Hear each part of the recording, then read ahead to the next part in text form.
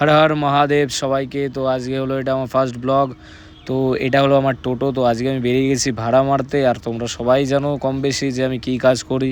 আমি টোটো চালিয়ে মানুষকে হেল্প করি। তো এটাই হলো আমার কাজ। তো আমি সকালবেলা গরমের মধ্যে যে বেরিয়ে গেছি, আর সত্যি কথা বলতে যে খুবই গরম ছিল, আর রাস্তায় লোকও খুব কম ছিল। তো আমি ভাড়া মারতে বেরিয়ে গেছি, আর ভাড়া হচ্ছে আস্তে আস্তে হচ্ছে। তো আমি তাও মনে জোর রেখে এগিয়ে যাচ্ছি, কারণ আমাকে খাওয়াতে হবে, মানুষকে সেবা করতে হবে। তো কাকিমার কাছে 50 টাকার নোট ছিল, আমি অনেক কষ্টে খুচরো করে দিয়েছি।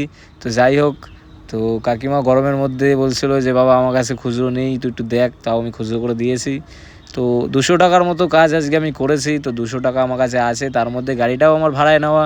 তো যে মালিক আছে ওনাকেও 100 টাকা এবেলা, ওইবেলা 150 টাকা দিতে হবে। তো তার মাঝে আমি খাবার কিনে নিয়েছি 100 টাকা দিয়ে।